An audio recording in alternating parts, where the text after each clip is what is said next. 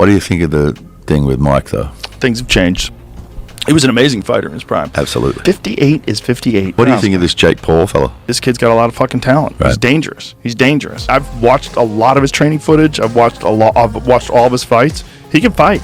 Picture this: a boxing ring, the lights dimmed low, the crowd on the edge of their seats. On one side stands Jake Paul, a YouTube sensation turned professional fighter, known for his audacity and unexpected success in the ring. On the other side, the legend, the baddest man on the planet, Mike Tyson, who at 58 years old still strikes fear into the hearts of men. But let's not be mistaken, Jake Paul may have bitten off more than he can chew. Jake Paul's going to find out that 58-year-old Mike Tyson is still a motherfucker. As Joe Rogan says, Jake Paul is greatly mistaken if he thinks he can walk through Mike Tyson. This isn't just a fight, this is a clash of titans, and it's going to be a ride to remember. To understand why Jake Paul might be underestimating his potential opponent, we need to go back to the beginning, back to when Mike Tyson was just a young kid from Brooklyn with a lot of anger and a lot of talent. Tyson's early life was marked by hardship. Born in 1966 in Brownsville, a rough neighborhood in Brooklyn, Tyson grew up surrounded by crime and poverty. His father abandoned the family when Tyson was young, and his mother struggled to make ends meet. By the time he was 13, Tyson had been arrested 38 times. But then came Cus D'Amato, the legendary boxing trainer who saw potential in the troubled youth. D'Amato became a father figure to Tyson, teaching him not only the skills of boxing but also the discipline and focus needed to become a champion. Under D'Amato's guidance, Tyson honed his craft, developing a unique style that combined speed, power, and precision. He became a knockout artist, a fighter who could end a match with a single punch. The custom model used to do with me, he used to take me to a hypnotist. He was a hypnotist as well, yeah, and I used to go into the hypnotist motions.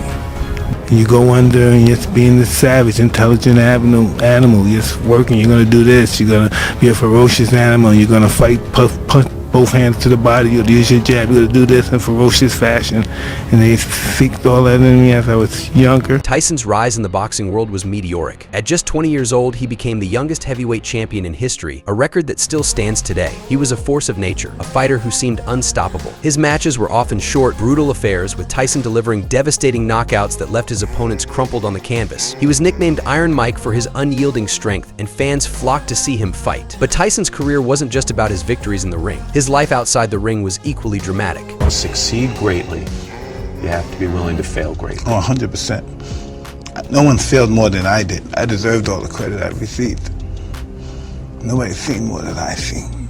None of these fighters, none of these athletes. Tyson was known for his wild lifestyle, his legal troubles, and his tumultuous personal life. He was a man who lived on the edge, and that edge often spilled over into his boxing. His fights were filled with an intensity that was palpable, a ferocity that was both thrilling and terrifying to watch. Now, let's turn our attention to Jake Paul. Unlike Tyson, Jake didn't come from a background of hardship. He grew up in Westlake, Ohio, a suburb of Cleveland, where he lived a relatively comfortable life. Jake and his brother Logan first gained fame on the now-defunct social media platform Vine, where their short comedic videos quickly garnered millions of followers. They transitioned to YouTube, where their popularity continued to grow. Jake's channel featured a mix of pranks, challenges, and vlogs, making him one of the most recognized internet personalities. But Jake Paul wasn't content to just be a YouTube star. He wanted more fame, more recognition, and more respect. In 2018, he began training as a boxer, and his first fight was against fellow YouTuber Deji Olatunji. Jake won the fight, and it sparked something in him. He realized that boxing wasn't just a new way to entertain his fans, it was a way to prove himself, to show the world that he was more than just a prankster. Jake threw himself into training, working with experienced coaches, and dedicating himself to the sport. His second fight was against Anas Ongib, another YouTuber, which he won convincingly. But it was his knockout victory over former NBA player Nate Robinson that really put Jake on the map. The fight went viral, with clips of Robinson's knockout being shared across social media. People started to take notice Jake Paul wasn't just a YouTuber playing at boxing, he was serious and he was winning. What do you think of this Jake Paul fella?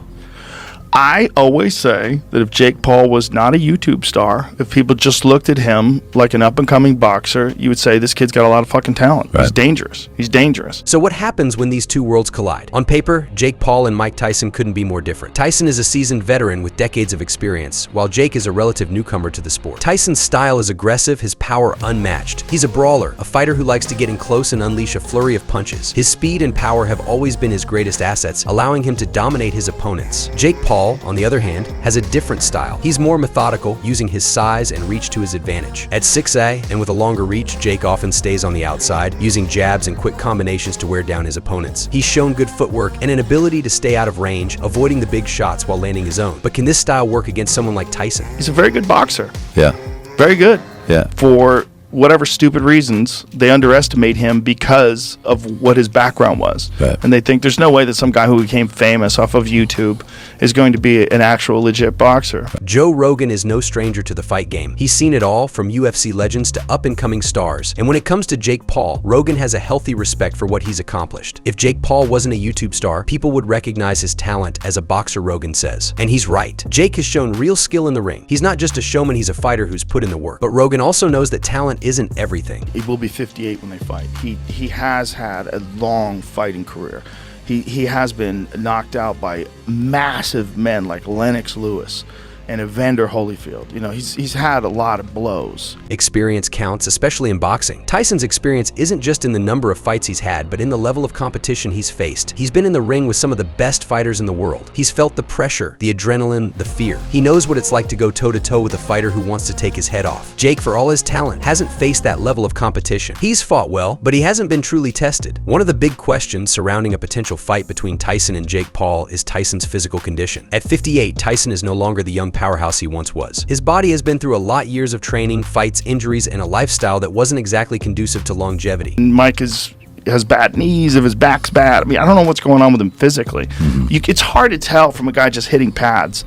Tyson's had knee issues, back problems, and other injuries that come with age and wear and tear. But what's interesting about Tyson is his mindset. And then I had him on again when he was about to fight Roy Jones Jr., and he had lost about 60 pounds. Right. He looked shredded. He had muscles bulging in his arms, and he was very intense. Right. It was like a completely different human being, and he was terrifying. Just being in the room was fucking terrifying. Rogan talks about how Tyson has transformed over the years, going from a feared fighter to a more introspective, philosophical figure. Tyson has openly discussed his struggles with mental health, his battles with addiction, and his journey towards self-discovery. He's found peace in retirement, enjoying a quieter life, exploring new interests, and even becoming a successful entrepreneur with his cannabis business. That guy he started becoming, where he became more explorative and he was looking into what, the meaning of life and, having a smoke every now and then and stuff like that, I was like, I'm enjoying this, Mike. Yeah. I'm liking the evolution. Yet there's still a part of Tyson that craves the fight. When he trained for his exhibition match with Roy Jones Jr., Tyson transformed himself. He lost weight, got back in shape, and rediscovered that fire that made him a champion. Every day of our life we change without even knowing. Absolutely. Without even knowing we change. That's at every age, right? We're our center of our attention. And the great coaches find those people and make them better. Exactly. Rogan recalls interviewing Tyson during this period and being struck by the change. He was intense, Rogan says. It was like he had reignited that thing inside him that existed when he was the best in the world. This transformation is a testament to Tyson's warrior spirit, a spirit that doesn't fade with age. Jake Paul, however, is not easily intimidated. He's used to the spotlight, to the criticism, to the doubters. He thrives on controversy, using it to fuel his performances. Jake's confidence is palpable, his belief in himself unshakable. He's not afraid to call out big names, to challenge the status quo, to push the boundaries. He's taken on former UFC champions, professional boxers, and has come out on top. He's beating former UFC world champions like Tyron Woodley.